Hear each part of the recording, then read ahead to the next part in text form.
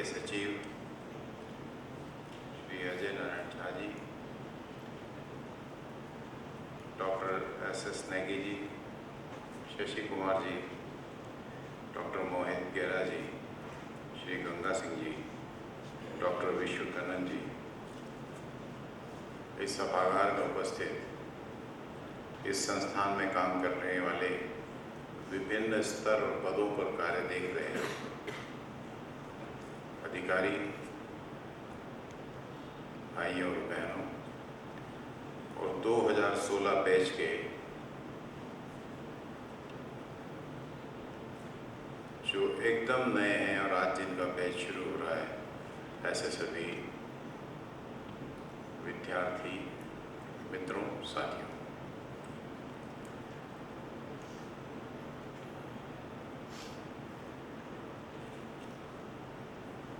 अपनी बात को कहने में मुझे चूँकि बाकी सब भी हैं, लेकिन आज का जो संबोधन है वो आज के बैच तक सीमित रहेगा।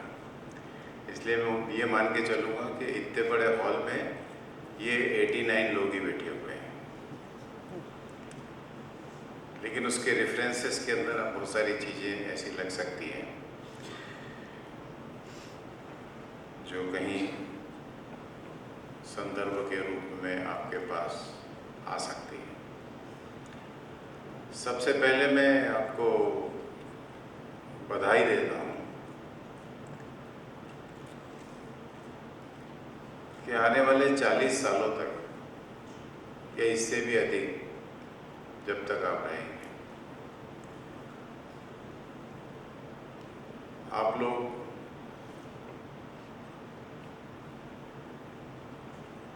को निःशुल्क शुद्ध हवा 24 घंटे 365 दिन मिलने वाली है। आप कहेंगे ये कौन सी बात हो गई? गए महीने दिल्ली के अंदर 5 दिन जो बीते तो लोगों को समझ में आ गया कि शुद्ध हवा किसको बोलते हैं। और क्लाइमेट चेंज के जो इंटरनेशनल कॉन्फ्रेंस है उसको मैं कई सालों से फॉलो कर रहा हूँ, जाता रहता हूँ, और मैं कहता था कि आप समझ जाओ भाई, शुद्ध हवा की क्या कीमत है, शुद्ध पानी की क्या कीमत है। लेकिन कभी कभी मुझे लगता है कि ठोकर खा के ही आदमी ठाकुर बनता है। कश्मीर के अंदर आतंकवादी, और ये कोई 25-50 साल का इतिहास नहीं है, ये बहुत पुराना इतिहास है। तो हमें अमेरिका सिखाया करता था संयम बरतिए, ये बातचीत से सुलझाइए, ये आप बड़े हैं, आपको संयम बरतना चाहिए। 2 बिल्डिंग गिरी WDC की, और एक पेंटागन की आधी गिर गई, छोटा सा हिस्सा। पूरा ज्ञान हवा हो गया।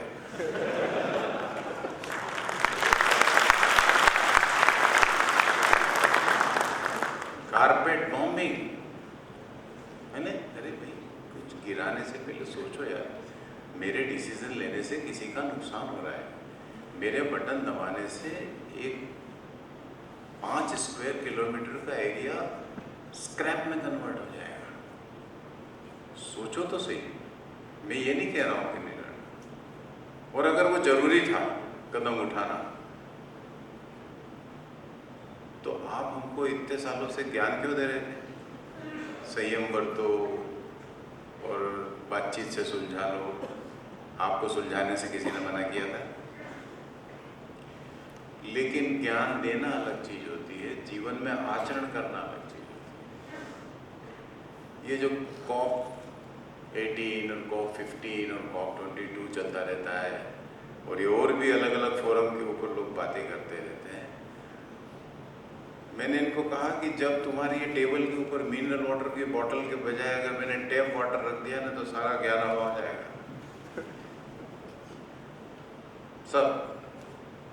सब हिंदी, अंग्रेजी, सारी भाषाएं गायब हो जाएंगी, और पहली लड़ाई तुम इस बात पे करोगे कि मेरे को पीने को साफ पानी चाहिए। इंडियन फॉरेस्ट सर्विसेज में आने के कारण आपको ये गिफ्ट मिली है कि आपको शुद्ध हवा गारंटी है कि 40 साल मिलने वाली है। और मित्रों, इस दुनिया में बहुत कम जगह ऐसी होगी जहाँ मैं नहीं गया हूँ, 5 सब कॉन्टिनेंट में। कोई होटल ऐसी बची नहीं है जिसमें अब जाने की कोई इच्छा हो। सब कोई कॉन्टिनेंटल फूड ऐसा नहीं है जो मैंने नहीं खाया है। और आखिर में लौट के जब मैं अपने गांव आया तो मुझे लगा कि ये सबसे अच्छा है।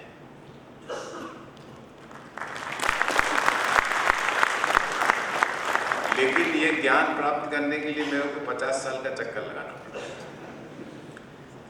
आप वो 50 साल का चक्कर मत लगाओ। मैं आज बोल रहा हूँ, मान लो, नहीं तो 50 साल बाद आप भी इसी निष्कर्ष पर पहुंचोगे। इसलिए जो सर्विस अपॉर्चुनिटी हमको मिलती है, उस सर्विस अपॉर्चुनिटी की आजकल एक फैशन हो गया है। जैसे एयरपोर्ट में जाएंगे, लाइन में खड़े रहेंगे, वो जुगाड़ करके आगे चला जाएगा, फिर पीछे पलट के अपने मित्र को देखेगा, देखा कैसा मैं स्टाइल से आगे आ गया। वो जुगाड़ तुगाड़ करके कहीं सेट हो जाएगा। देखा, यही स्मार्टनेस है, आजकल इसी का काम चलता है।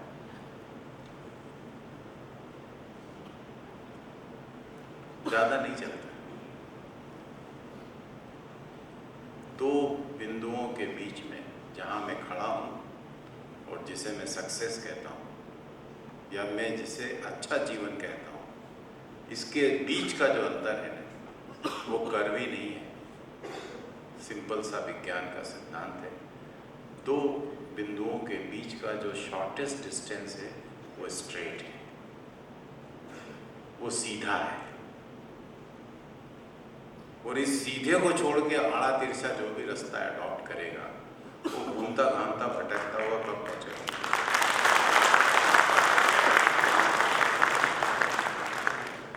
और ये जो चतुराई है, इसके लिए हिंदी में बहुत अच्छा शब्द है। अंग्रेजी में मुझे नहीं मालूम। आप लोग अभी घर जाकर कैंपस में जाकर के ऑक्सफोर्ड की डिक्शनरी देखना कि शाणे को क्या कहते हैं।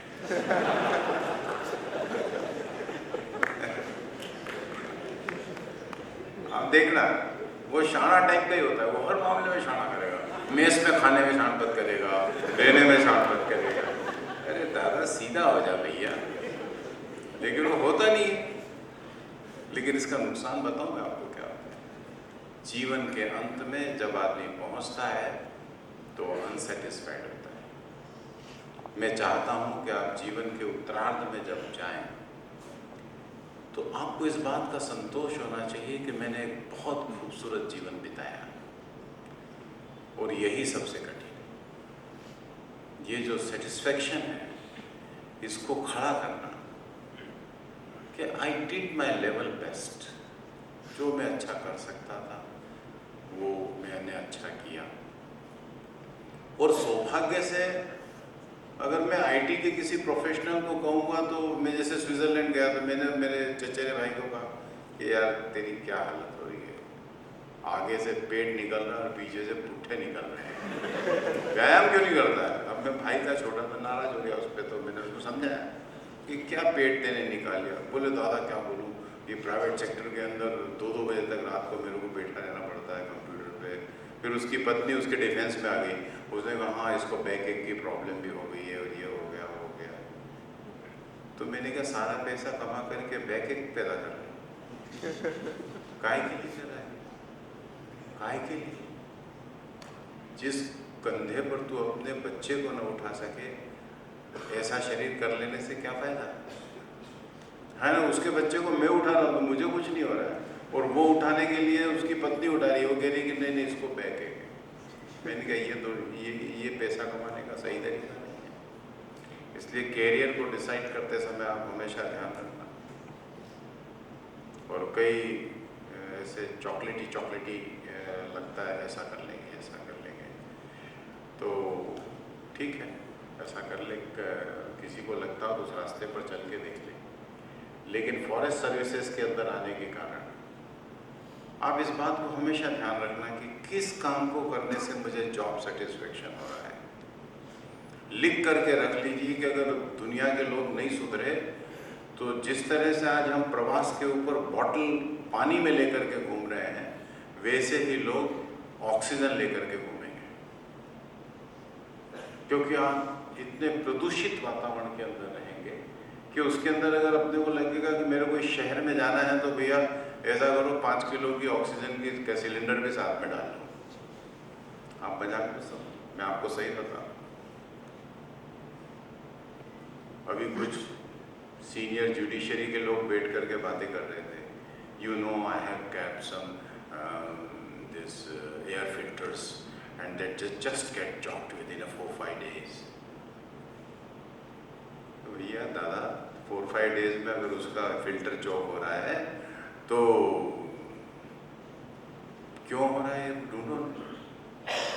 और मेरे घर के सामने 6 गाड़ी खड़ी रहेगी और मैं कहूँगा कि चौक हो रहा है तो हो गई चौक, चौक होने से कौन हो गया। तो मैंने कहा ना, ज्ञान देने और व्यवहार का बीच का जो अंतर। लेकिन सेटिस्फेक्शन के लिए मैं कह रहा हूँ कि जितना आप प्रकृति के नज़दीक जाएंगे, आपको मैं एक उदाहरण देता हूँ। एक प्रोडक्ट है लक्स, हम में से सब जानते हैं लक्स साबुन। ये कादम्बरी नहीं, रीडर डाइजेस्ट क्या और सारी पुरानी मैगजीन्स जो, यानी जब से मैंने मैगजीन्स पढ़ना शुरू की 70 ऑनवर्ड्स और पुरानी जो पढ़ी थी वो देखी, तो सब में लक्स का विज्ञापन है। ये जो लक्स का विज्ञापन है, इसके अंदर मैंने एक चीज़ देखी कि कोई 63 की पुरानी कोई मैगजीन, हिंदुस्तान धर्मयुग या हिंदुस्तान टाइम्स, अब बंद हुए वो तो उसमें लक्स का विज्ञापन होता था तो वैजयंती माला का फोटो होता था। फिर उसके बाद सायरा बानू का होने लग गया, फिर उसके बाद एक समय आया तो हेमा मालिनी का होने लग गया, फिर उसके बाद एक समय आया तो चलते चलते चलते चलते अब आज की आधुनिक जो हीरोइन है ऐश्वर्या राय और ये और इनका आने लग गया। तो ऐसे बैठे हुए एडवर्टाइजमेंट जगत के लोगों से बात कर रहे थे तो मैंने पूछा कि यार व्हाट इज दिस। निरमा का विज्ञापन के अंदर वो जो एक छोटी सी बच्ची है जो फ्रॉक और रिदम जो है वो सबसे लंबा चलने वाला जिंगल है वो, उसका लाइफ स्पान बहुत लंबा है, 15-20 साल चली वो। और उसके अंदर वो जो गुड़िया है वो जो नाचती है और ऐसा फ्रॉक करके और वहाँ एंड हो जाता है। ये एडवर्टाइजमेंट को जो बहुत बारीकी से देखते हैं और जो इस क्रिएटिविटी को समझते हैं वो जानते हैं कि ये बहुत रेयर है। यानी ऐसा होना, ऐसा विज्ञापन बन जाना जो 12 साल चल जाए और ऑडियंस उससे उबे नहीं और उसे लगे कि ये फ्रेश है। क्योंकि अगर वो विज्ञापन से उब जाएगा तो प्रोडक्ट से भी उब जाएगा। जैसे खाने की चीज का अगर मैं विज्ञापन किसी सार्वजनिक शौचालय के बाहर लिख दूंगा तो खाएगा कोई? नहीं खाएगा, क्योंकि प्रोडक्ट और उसके प्रेजेंटेशन के बीच में एक अंतर होता है। तो लक्स अपने कैरेक्टर को बदलता रहता है। तो मैंने पूछा ये बदलने का क्या कारण होगा? तो उसमें से एक बहुत अच्छा डिजाइनर था, उसने मेरे को बहुत अच्छी बात बोली। बोले सर ये जितने भी चेहरे हैं इसको देखते देखते एक सीमा के बाद आदमी उब जाता है। मनुष्य का चेहरा, चाहे आप ऋतिक रोशन को देख लो, चाहे आप पुराने किसी स्टार को देख लीजिए, फिजिकल चीज को देखते देखते आप थक जाओगे, लेकिन आप हिमालय की माउंटेन रेंज को देखते हुए नहीं थकोगे। आप समुद्र किनारे बैठ जाओगे तो घंटों बैठे रहोगे, लहरों को देखते हुए नहीं थकोगे, समुद्र को देखते हुए नहीं थकोगे। आपको भूख लगेगी तो आप उठ के कहोगे कि यार अब चलो अब खाना खाने का। आप जंगल देखते हुए भी कभी नहीं थकोगे। बहुत गौर से देखना, आप उसे देखते हुए कभी नहीं थकते, क्योंकि प्रकृति को देखते हुए आदमी कभी नहीं थकता। बाकी सारी चीजें देखते देखते आदमी थक जाता है। तो सारे प्रोफेशंस, सारी चीजें, और आदमी को अपने आप को भाग्यशाली समझना चाहिए कि भगवान ने मुझे ये काम करने को दिया। और अगर ये सेंस ऑफ कृतज्ञता कहता हूं मैं, कई हिंदी शब्दों का विश्व की अन्य भाषाओं में कोई भाषांतर नहीं है, क्योंकि उनके लिए कृतज्ञता नाम की कोई चीज ही नहीं होती। हाँ वो सीधा सिंपल सा गणित है, जो शब्द वहाँ होता ही नहीं है। तो अब वहाँ चूंकि सीताफल जिसको बोलते हैं वो होता ही नहीं है, तो जब उसने पहली बार देखा तो उसने कहा कस्टर्ड एप्पल। तो उसने क्या किया कि कस्टर्ड जैसा इसके अंदर एप्पल जैसा दिखता है, जिसको कस्टर्ड एप्पल नाम दे दो, क्योंकि वहाँ होता नहीं है। उसकी उनकी भी गलती नहीं, होता नहीं है। इसलिए मैं केवल इतना कहना चाहता हूँ कि जो सर्विस हमको मिलती है, उस सर्विस में उसको अच्छे से शिद्दत के साथ करना, जहन में उतार करके करना। और हम भारतीयों का ये था नहीं, ये मालूम नहीं कहाँ से आ गया एडल्ट्रेशन में, अब इसकी भी मैं ज़रा खोज कर रहा हूँ। हम लोग जब किसी सब्जेक्ट में उतरते थे ना, जिन ब्रिटिश लोगों के हम फोटो लगाते हैं और जिनके नाम पे हम सड़क रखते हैं, अगर उनकी सबसे अच्छी कोई विशेषता थी तो ये थी कि वो सब्जेक्ट के अंदर उतर जाता था, उसका जीवन उसी विषय के अंदर घुस जाता था। और हमारी प्रॉब्लम ये है कि हमको जैक ऑफ ऑल होना है, पॉलिटिक्स पे भी बोलना है, लिटरेचर में भी कोई दखल करना है। यानी मेरी थाली में सब चाहिए, 4 सब्जियां, दाल चावल सब्जी रोटी, तो खाने में तो ठीक है भैया, ये अध्ययन के मामले में ऐसा क्यों है? और इसी के कारण आप देखना एट द एंड जाने के बाद वो 5वीं के बच्चों को पढ़ाने लायक नहीं होता है। बच्चा अगर आ जाएगा ना उसकी एनसीईआरटी की किताब लेकर के, तो बोलेगा तेरी माँ से पढ़ा मैं तो नहीं पढ़ा सकता, क्योंकि वो किसी का मास्टर नहीं है। कहने का तात्पर्य ये है कि सब्जेक्ट के अंदर उतरिए, उसका अध्ययन करिए।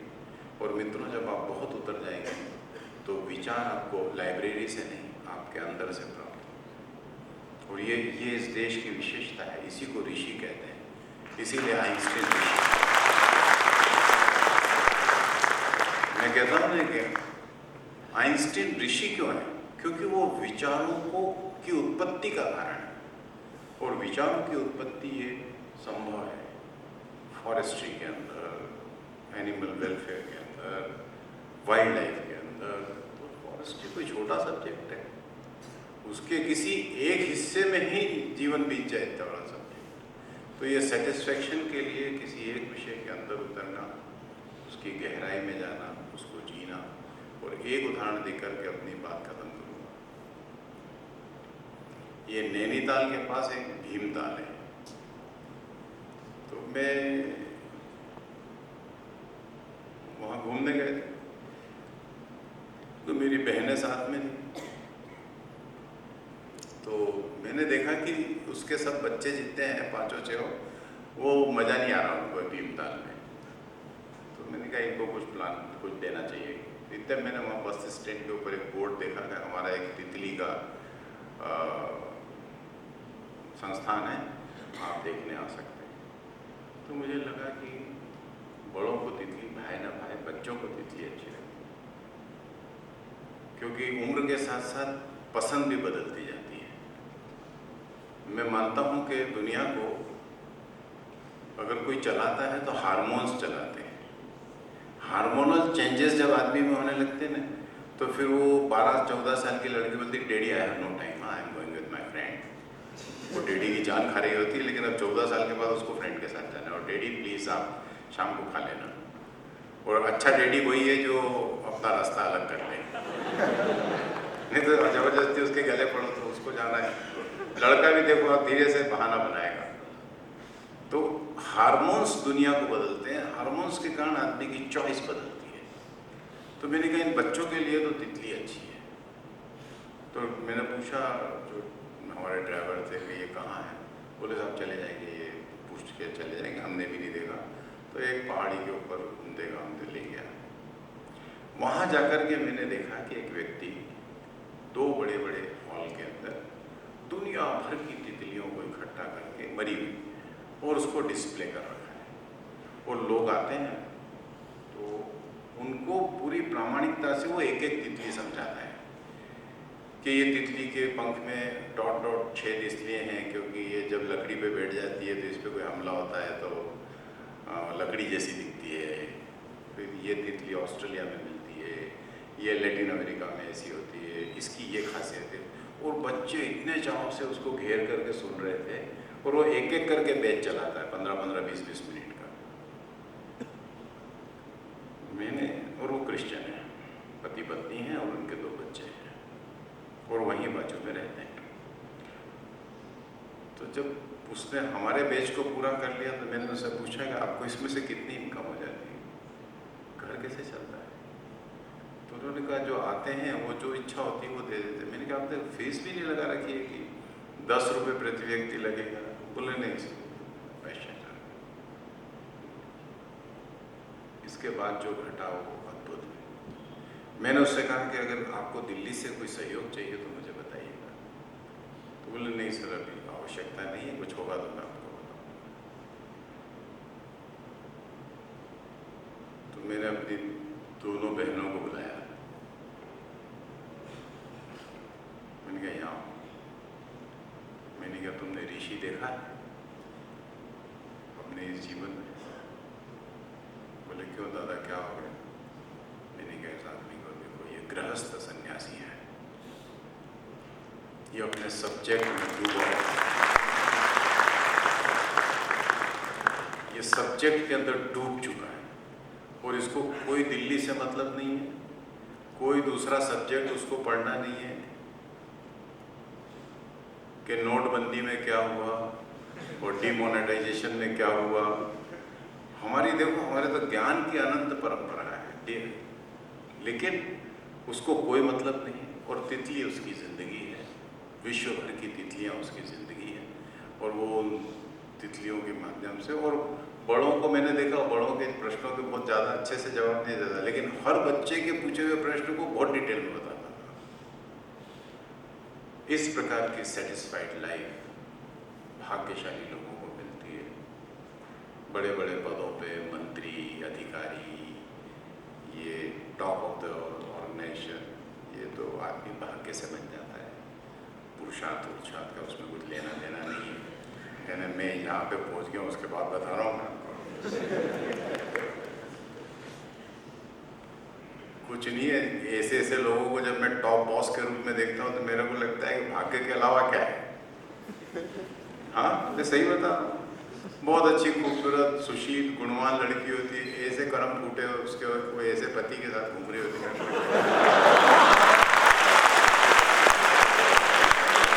It is other way round.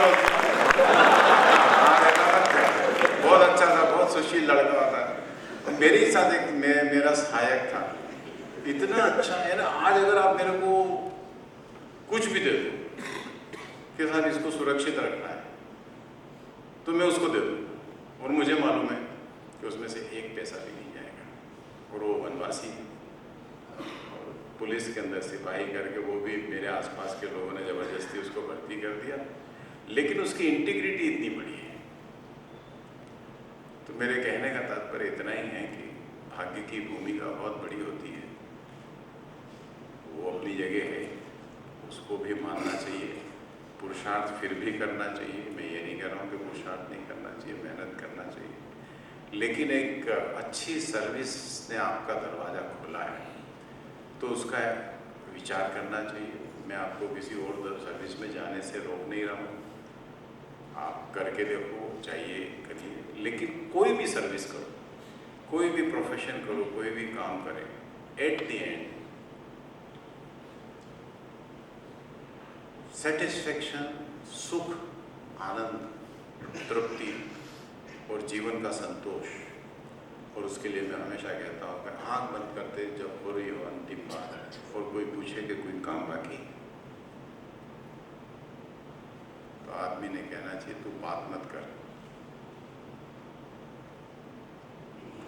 और जिसकी मौत को देख करके ईर्ष्या होने लगे, वही सच्ची मौत है।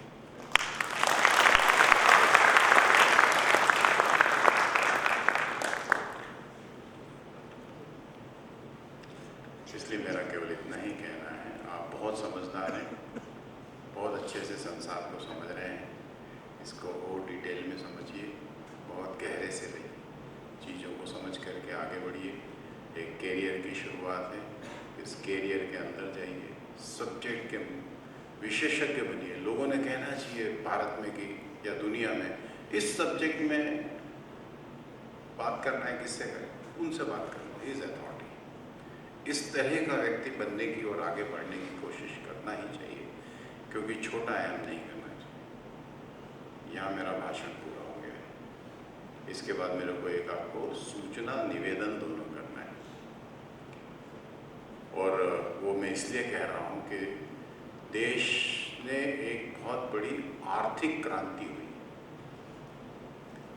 मित्रों, इस देश को ब्लैक मनी से मुक्त करना ही है, और ये प्रधानमंत्री जी का स्वप्न नहीं है, ये उनका चट्टानी इरादा है। जैसे सरदार पटेल का था ना, उन्होंने कहा नहीं कि भारत के सारे राज्यों को मिलाकर के एक संयुक्त भारत बनाऊंगा, और उसको उसके रास्ते कभी बढ़ना उसको वो इतना आसान नहीं था। बहुत मुश्किल से भारत एक हुआ है, नहीं तो सब 50-500 टुकड़ों में बटे होते हैं। इस देश को उसमें जाना है। तो मैं शशि कुमार जी आपके माध्यम से और बीजी साहब आपके माध्यम से इस संस्थान को 100% डिजिटल बनाइए। नहीं है तो ट्रेनिंग दीजिए, सीखिए कैसे IT से अपने से शुरू करिए। ट्रांजैक्शंस को अपने से शुरू करिए, दूसरों से शुरू मत करो। प्रेमाइसेस के अंदर करो, कैसे हो सकता है, क्या कर सकते हैं, मैं कैसे कर सकता हूँ। क्योंकि भविष्य का जो संसार है वो डिजिटल ही है, और फाइनेंस के अंदर डिजिटल संसार खड़ा करने से हम अब यानी अगर ये ब्लैक मनी आतंकवादियों के पास नहीं होती, ब्यूरोक्रेट, पॉलिटिशियंस और उद्योगपतियों के पास नहीं होती, तो आज भारत विश्व के अंदर महाशक्ति होता है। अभी हमारी प्रगति कम नहीं है, लेकिन हम सुपर पावर नहीं है। और अगर हमारे को सुपर पावर, जैसे डायबिटीज़ है ना, डायबिटीज़ खुद कोई बीमारी नहीं है, लेकिन ये अंगों को खा जाती है, अंदर ही अंदर कुरेद जाती है।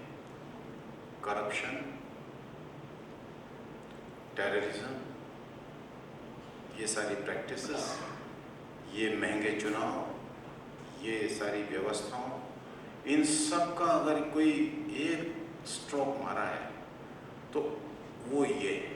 और उसकी शुरुआत के अंदर हमको ये करना है कि हमें सारी व्यवस्थाएं, जैसे मिनिस्ट्री ने 700 लोगों को 100 का बैच बना करके डिजिटल बनने के लिए प्रशिक्षित किया।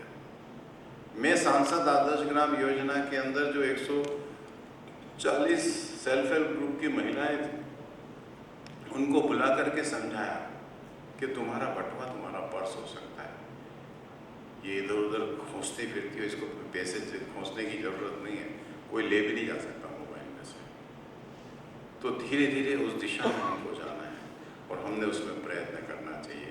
क्योंकि जब हम लोग चलें, तो जब अभी सत्र खत्म हुआ तो कल प्रधानमंत्री जी ने कहा कि देश में जहाँ जहाँ भी जाओ ये बात जरूर कहो कि सब लोग डिजिटल होने की कोशिश करो। इतना भी कर सकते हो। मैं ये नहीं कह रहा हूँ कि कैशलेस हो जाओ, लेस कैश हो जाओ, लेस कैश। 10 रुपये का पेमेंट करना, 5 रुपये का पेमेंट करना, वैसे ही करना पड़ेगा। लेकिन ठीक है, 200 रुपये का करना है तो फिर मैं अपने कार्ड से कर दूँ, करना है तो मैं कम से कम अपने मोबाइल से कर दूँ। या जितने बड़ी बड़ी आजकल चलते हैं, SBI बड़ी और ये बड़ी, बहुत दिनों तक मेरे को बड़ी का अर्थ समझ में नहीं आता। बाद में मैंने डिक्शनरी में ढूंढा बड़ी क्या होता है, और जिसको नहीं मालूम हो तो आप भी ढूंढ लेना। तो इसलिए ये मेरा निवेदन है आपसे इस दिशा के अंदर। और पहला जो विषय कहा है वो अपनी जगह स्टैंड करता है। मैं आप सबको भविष्य के लिए बहुत शुभकामनाएं देता हूँ, और आशा रखता हूँ कि आप स्वस्थ रहें, अच्छा सर्विस करें, अच्छा कैरियर बनाएं, और एट दी एंड जब हम पहुँचे रिटायर लाइफ में तो हमको लगना चाहिए कि मैंने एक बहुत अच्छा जीवन जिया और उससे मैं संतुष्ट हूँ। और ये केवल हम में ही ना हो, हमारे इर्द गिर्द के लोगों को भी यही सेटिस्फेक्शन दिखना चाहिए, तो वो दिखे। इसके लिए मैं ईश्वर से प्रार्थना करूँगा, और आप सब लोगों को बहुत बहुत शुभकामनाएं देता हूँ। धन्यवाद। वंदे मातरम।